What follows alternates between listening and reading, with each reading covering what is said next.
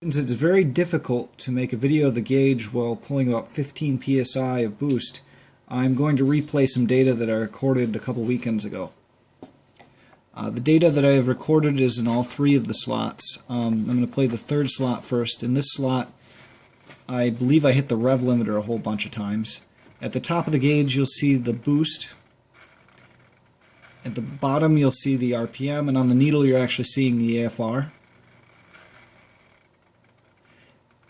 -9 or -10 psi of boost usually represents like an eighth of a throttle or a quarter of a throttle.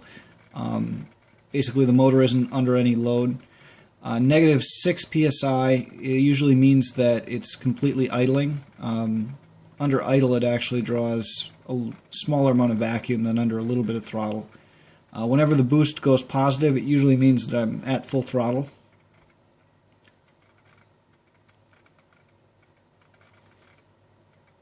If you're looking at the AFR for this tune usually hangs around 10 or 13 under a mild amount of low, and 15 under a light load.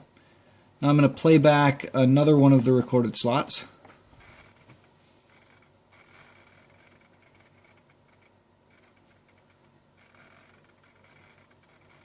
And that was a small pull I did, so I only got to about 12 psi. So what I'm actually going to do is I'm going to change what's displayed and show boost on the needle instead of AFR. So what I'm going to do is show AFR at the top of the gauge. I'm going to continue showing RPM in the bottom of it, and on the needle I'm going to change it so that it shows boost.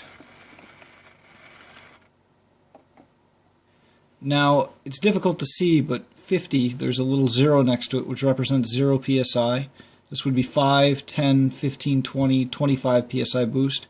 -5 and then -10 psi. Usually, a vacuum is measured in inches of mercury. I'm measuring it in psi simply because it requires less code to do so, and there's less code the more code you have for data logging. In any case, I'll play back some data.